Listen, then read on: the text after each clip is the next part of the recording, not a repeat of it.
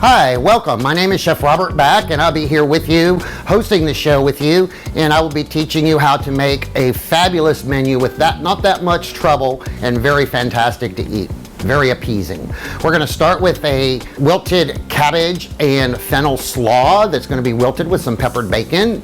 We're going to do our main course, which is going to be a poached salmon and a white wine cream sauce with a variety of mixed mushrooms, and we're going to serve that alongside of some fresh butternut squash gnocchi topped with some fresh Roma tomatoes, fresh basil, and then we're going to complete our meal with a roasted pumpkin pie, and it is all sure to please the most discriminating taste.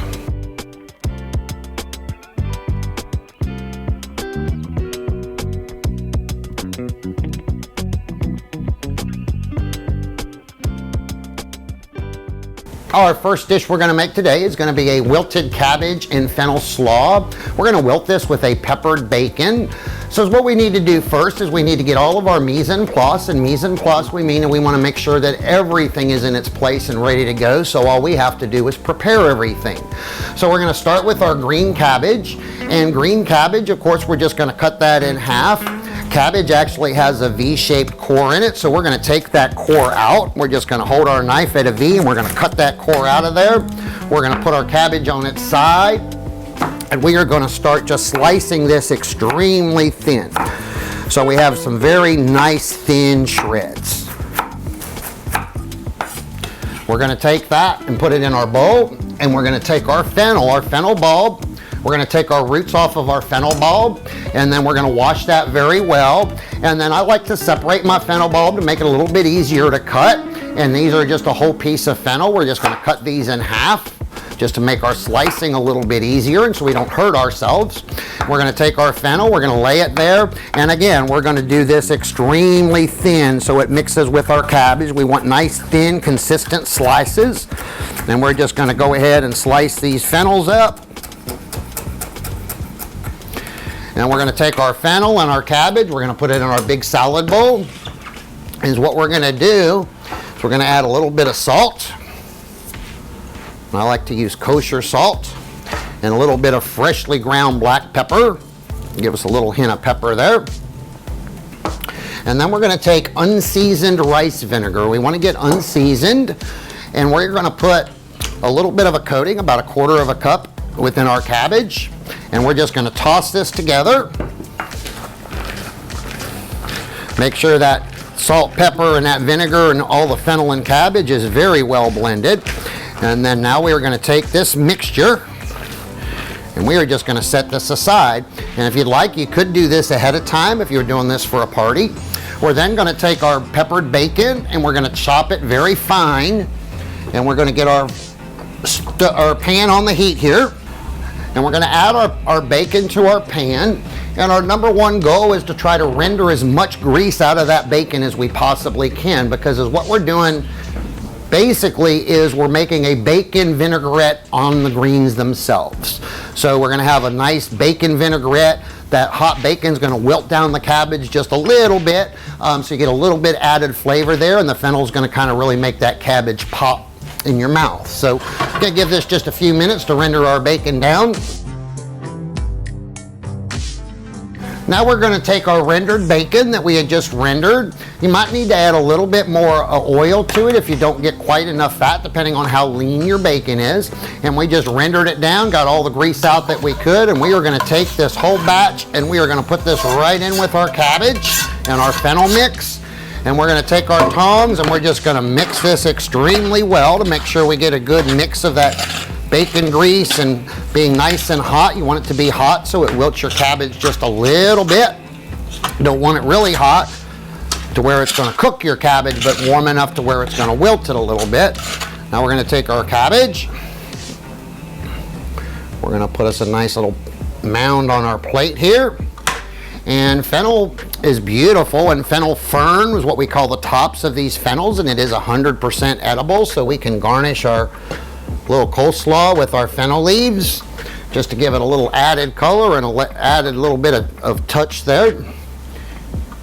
And voila, we have a wilted cabbage and fennel slaw that is sure to please the most discriminating of taste.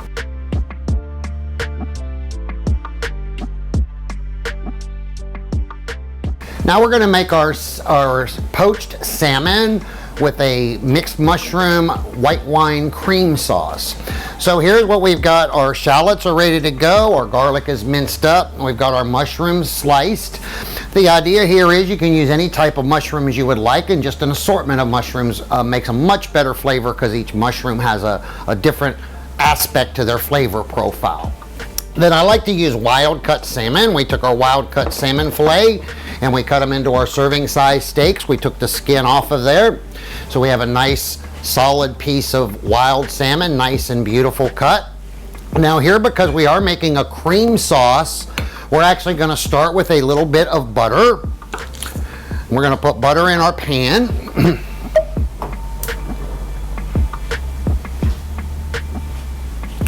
We're going to let that butter melt for just a few minutes, and we are going to add our shallots and our garlic.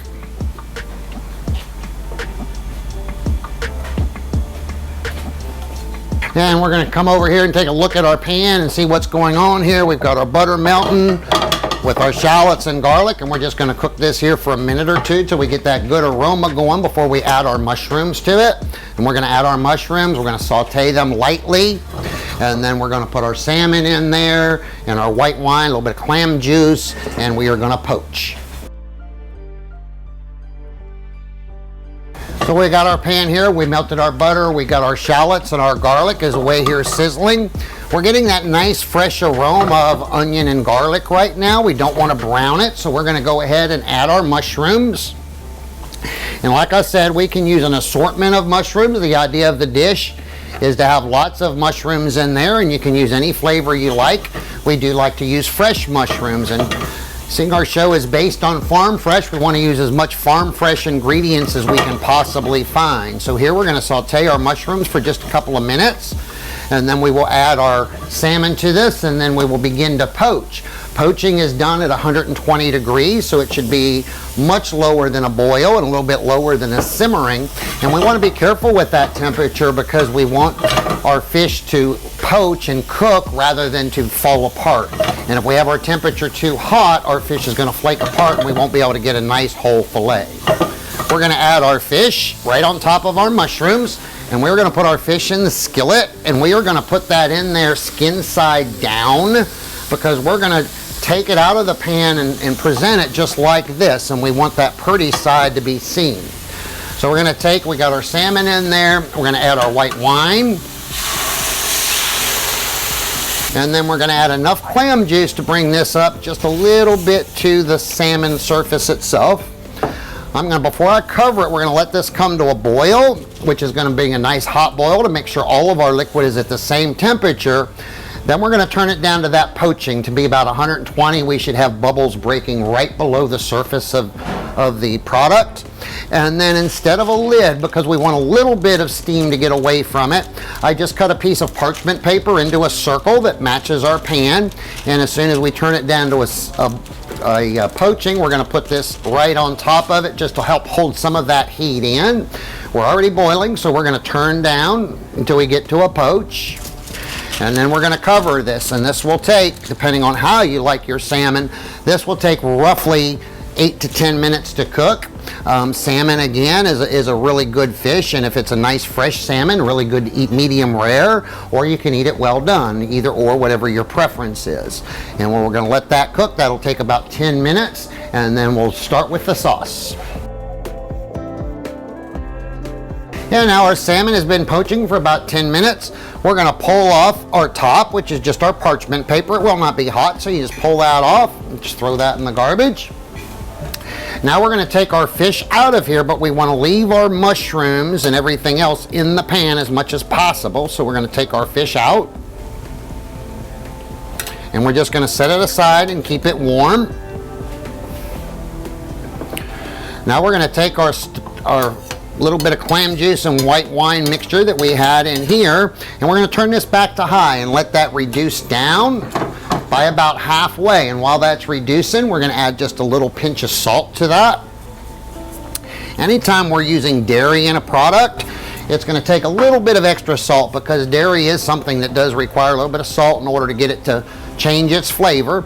And this dish will change flavors just a little bit depending on the mushrooms you use, and the more variety of mushrooms you get out of it, the better off it is. Like I say, if you take a trip down the farmer's market and you got some mushroom growers, just get you a good assortment of nice fresh mushrooms and use those as the base to your salmon dish, and it will be that much better. Like I say, a really easy dish, so we're just going to let that. Remember, when we're reducing things, we do not want to stir. We want to let that steam evaporate. That's the idea of reducing, so we can condense the flavor profile that's in there. So we're trying to condense that little bit of clam flavor, the white wine, the flavor of those mushrooms, garlic, shallots. And once this reduces by about halfway, we're going to add some heavy cream. I always like to use heavy cream that's about a 38% or better in cream. It just makes it a little bit smoother, and it also makes the sauces come out a little bit better. So we're going to add about equal parts of our heavy cream to that. We're going to put our heavy cream in there. I'm just going to shake this pan a little bit to mix it. And now we're going to do that exact same thing. We're going to let this now come to a boil. We're going to keep it on high, and we're going to boil this and reduce it until it becomes the sauce. That'll take usually about 2 to 3 minutes. Now we're going to make our butternut squash and Parmesan cheese gnocchi. Gnocchi is traditionally, it's an Italian pasta. It's actually an Italian potato dumpling, but you can do varied things. With this dish, we're actually going to make a gnocchi, but we're going to use butternut squash instead of potatoes. So we've got our butternut squash here in our bowl. I'm going to crack an egg, 2 eggs in there. The other thing with eggs, we always want to crack those on a flat surface so we don't get splinters in our eggs to where they get broken up. We're just going to take a fork and we're going to mix these two things up a little bit. And due to the moisture content of our butternut squash, now our butternut squash, we actually cut it in half and we roasted it, and then we ran it through a food mill to get it nice and smooth. And then we're going to add a little bit of Parmesan cheese to our mixture because that's going to help dry out our squash a little bit. And all we're going to do is stir this up, and then we're going to add our flour to it. Just going to make sure that's blended. And now we're going to add about 2 cups of flour. This dough will end up to be quite a bit sticky. That's the norm. So if it's a little sticky, don't keep adding flour. The more you knead this and the more you mix your gnocchi, the tougher that gnocchi is going to become. So we want it to be nice, light, and airy. So now that we've got a pretty good mix here, is what I'm going to do is we're going to put just a little bit of flour on our table. And we're going to take our gnocchi mix and we are going to take it out of the bowl and put it on our table. I'm going to flour my hands a little bit, and I'm just going to turn this into our dough. So we want it to be soft, but we don't want it to be too sticky to where we can't form it and use it. So here we're going to roll this and we're going to knead this out until it's not quite as sticky as it is right this minute. Only takes a few minutes. Like I say, we don't really want to overwork this dough because the more we work it, the tougher this dough is going to become. Same process if we use potatoes, butternut squash, done ricotta cheese, we've done gold potatoes. So all kinds of different things to make a different non-traditional gnocchi with that makes a wonderful, wonderful side dish. And this is really going to add some character and flavor when eaten beside of our salmon. We're going to divide it into 4 pieces. We're going to take each piece of our dough and we're just going to take it, we're going to roll it in. I always like to start with a little ball, and then we're going to roll it in. I like calling them little snakes. You can call them whatever you want, little ropes. Make sure you don't have a lot of flour, just enough flour to make it not stick to your working surface. Like I say, the hardest part is just trying to make sure that you get the same width, because we need same size, so it's all going to cook the same. Another nice thing with homemade gnocchi is it cooks very, very quickly, and this is another item with this whole amount of meal that we're doing here that could be made ahead of time and just sit there ready to cook, so you can go ahead and entertain your guest. All right, now we've got our gnocchi was all rolled out. We cut them into little segments here, and we can just let these sit till we're ready to go. I've got my water pot on. We're going to bring that to a boil, and you're going to see that it takes only moments to cook that. Now, is what we're gonna top our homemade gnocchi with is we're gonna use a fresh basil, tomato, and garlic, and it's gonna be a chunky sauce. So we're gonna use Roma tomatoes. So is what we did is I peeled these tomatoes. We just put a little X in the top of them and put them down in boiling water for 30 seconds and the skin will come right off. And then I just squeeze them gently and the seeds will come out just so we don't get all of those seeds in our dish. And then we're gonna take our tomato and we're just gonna cut them up into smaller diced pieces.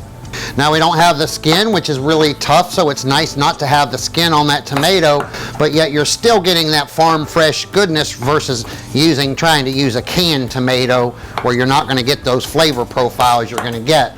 The fresher that an item is to the farm, the more flavor you're going to be able to pull out of it. And that's one thing we love, us chefs love about farm fresh foods, is we get all those sweet flavors out of our product. Pretty much everything does have some amount of sugar in it, naturally occurring sugars in there, and of course all of their vitamins and nutrients make it really, really good for you. And not only does it make it good for you, but makes it tasty for you as well. So we've got our Roma tomatoes diced up, we've got our garlic pureed, and then our basil, we do what we call a chiffonade of a basil. And what we want to do with that is we just want to take our basil leaves, and however many you can handle, we're just going to stack them on top of each other. And then we're going to take our basil leaves and we're going to roll them extremely tight, just into a little roll. And then we're going to take our knife and we are just going to slice these down. And this is what we call a chiffonade basil, a nice fresh basil with a nice thin use. So now we've got our basil ready to go, and I've got our basil chopped up here. Now we have our water boiling, it's salted, ready to go. So we're gonna add our butternut squash gnocchi to this water. We're just gonna be gentle. As we said, it's a very soft dough, very sticky, so just be careful dropping them in there. So you don't burn yourself. You can't just dump them in at one time. Just quickly drop them in there. And like I say, they don't take but a few minutes to cook, maybe 3. As soon as they start floating, they're done. So they will start to float in that boiling water. Just make sure that your water is boiling rapidly before you put them in there. And as you can see, the water has stopped boiling as we're putting the gnocchi in there, cooling it down a little bit, but it'll pop right back up. It's also very important when we're cooking pastas to salt the water and put a lot of salt in there. Basically, you want a salt concentration of between 70 and 80% when you cook pasta, and that's so it will help to penetrate the flavor and bring the true flavors to life of your pasta that you made. And again, these, with this dish here, you could make these gnocchis ahead of time and just leave them sitting out on the counter until you are ready to go and ready to cook them closer to dinner time. And let these cook, and as they drain, and while those are cooking, we're gonna go ahead and make our sauce that's gonna go on top of those. So we're gonna take our pan and we're gonna add a little bit of olive oil to our pan. And here I like to use plain olive oil, not extra virgin.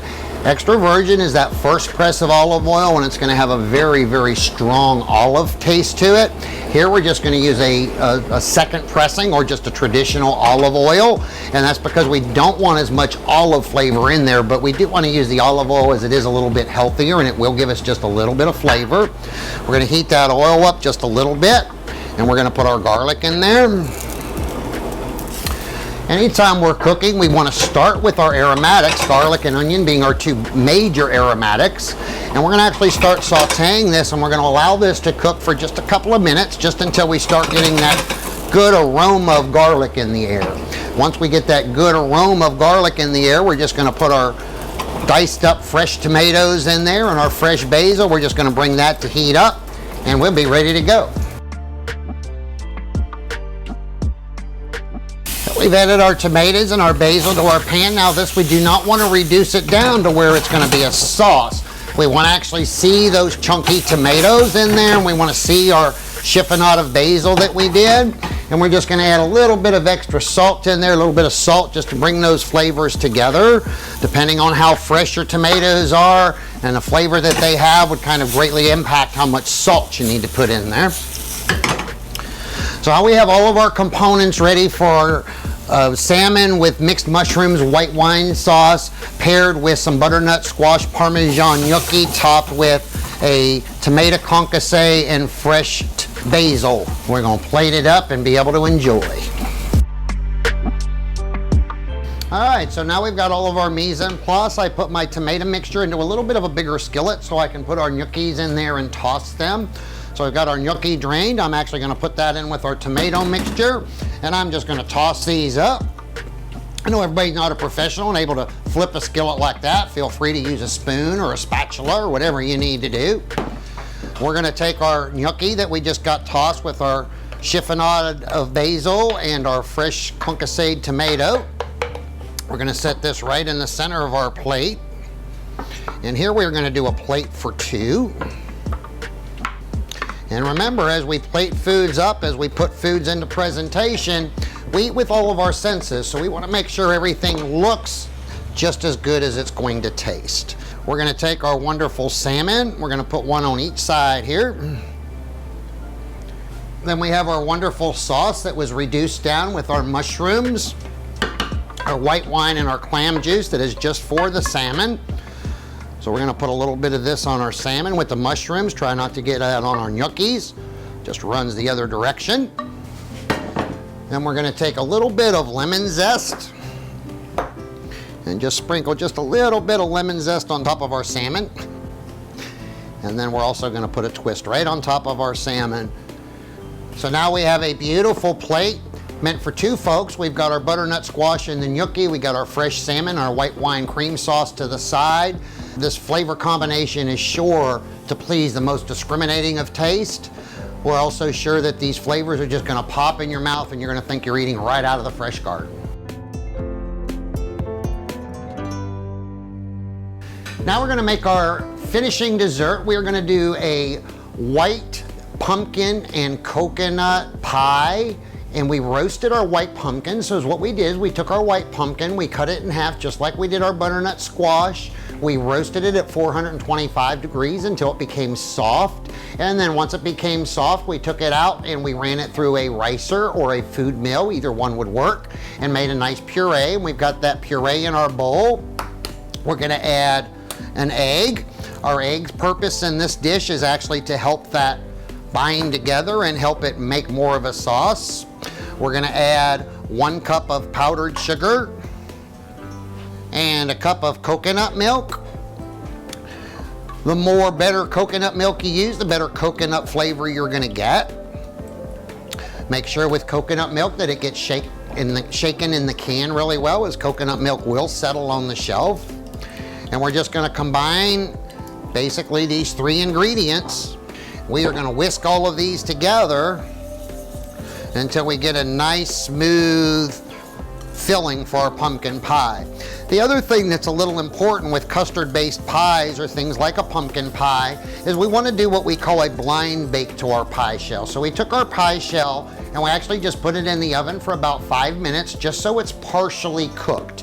And as what that does, if we don't do that, our liquid's gonna stick to the bottom of that pie shell and our bottom of our pie is gonna be a little bit doughy. So we want to actually blind bake that for just a few minutes just so the custard can set up on that baked crust, and then that crust will continue to bake into the oven. So we've got our filling done here. We're going to take this and we're going to fill our pie shell. And I'm going to take this and I'm going to start it at 425 degrees. We're going to cook it for about 15 minutes to get it started. And then I'm going to reduce that oven temperature down to about 325, and we will continue to bake it.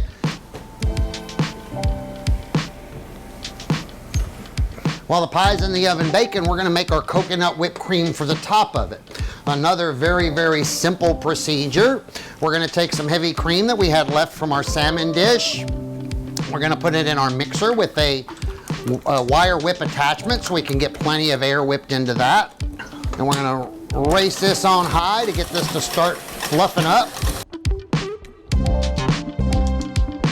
Now we have finished baking our coconut pie. It took us about 45 minutes in total, but as you can see, we've got a nice firm pie here.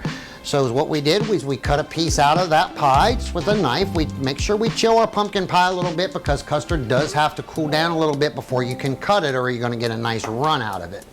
We whipped up our cream. We added just a little bit of powdered sugar and then some toasted coconut. We took flaked coconut, we toasted it in the oven at 450 degrees until it toasted and turned brown. Took about 10 minutes. We added that to our whipped cream, and now we're gonna put that on top of our delicious white pumpkin pie that has that coconut milk in there. Just add a little more layer to it. We're gonna top that with our whipped cream with a nice dollop, and then we're gonna sprinkle this whole plate with a little bit of our toasted coconut, and now we have a delectable dessert that you're surely to enjoy. Much creamier than a normal pumpkin pie, and it will shock your guest or your family with the different layers of flavor that's in that pie. Just a wonderful dish. Thank you for joining us in Chef Robert's Exquisite Kitchen today. We've had a fantastic time, and I hope you truly enjoy these wonderful creations that we've made. If you have any questions, or if you would like to talk about maybe having me do a private cooking class for you or cooking demonstration, you can email me at chefback, chefback @gmail.com. Once again, that's chefback@gmail.com. Please be sure to tune us next time when we will be featuring a fall farmer's chicken cacciatore on a bed of spaghetti squash along with all of the fixing to go with. Please come back and join us in making another fabulous feast for your family.